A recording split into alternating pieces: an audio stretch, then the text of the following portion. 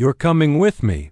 Millionaire found a black nurse freezing at the bus stop and took her home. Before we dive in this story, hit the comments and tell us your city or country. Let's see how far this story reaches.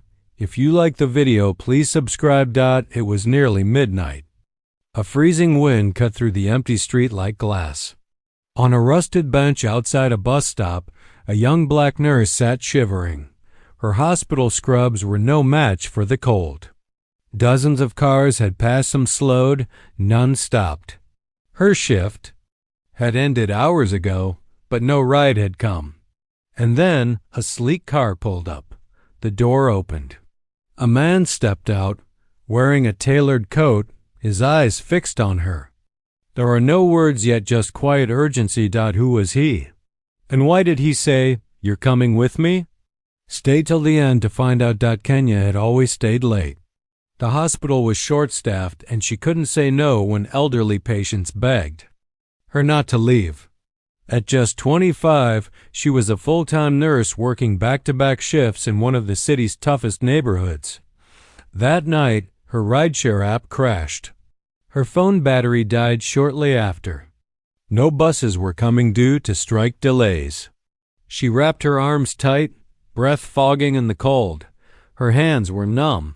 The hospital's automatic doors had locked behind her. And so she sat in a city where nobody looked twice, where being black and tired often meant being invisible. Kenya waited. Her mind drifted between exhaustion and fear.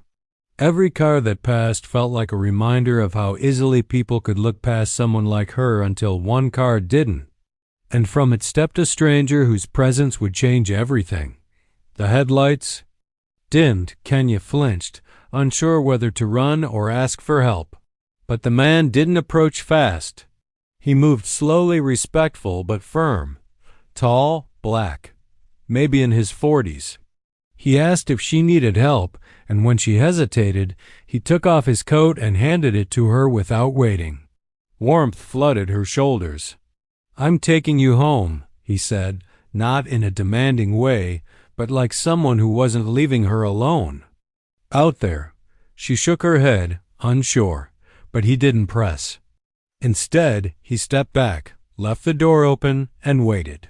After a long pause, Kenya stood, legs trembling, and walked toward the warmth. Inside the car was silence.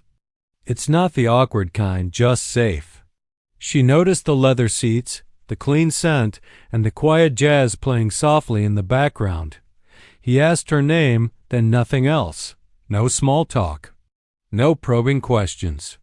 Just calm. When they reached her building, he got out and walked her to the door, making sure she got inside.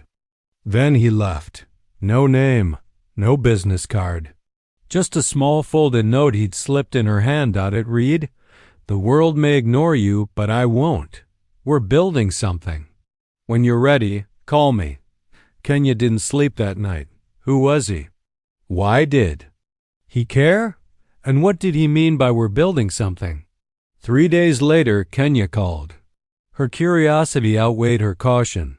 The voice that answered was the same, measured, calm.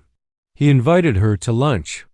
The restaurant was high-end, the kind she never stepped into. But he welcomed her like she belonged there. He wasn't just a kind stranger, he was Malik Jefferson, a tech millionaire turned philanthropist who funded homes for single mothers, scholarships for overlooked youth, and healthcare support in neglected communities. He told her, "I saw a warrior freezing, and I knew the world didn't deserve to forget you." That day, he offered her a new role, head nurse at a clinic he was opening. No long shifts. No fear.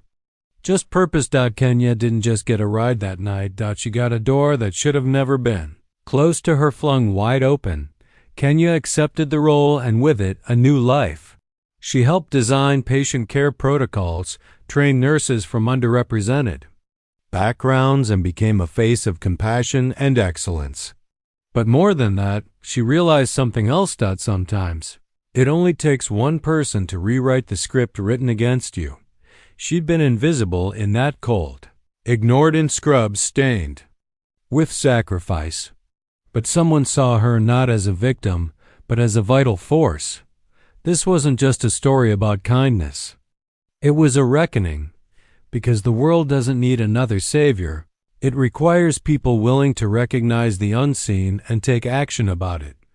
What would happen if more people opened their doors instead of driving by? Tell us, what country and city are you watching from? Let's make sure these stories are never ignored again. Take care.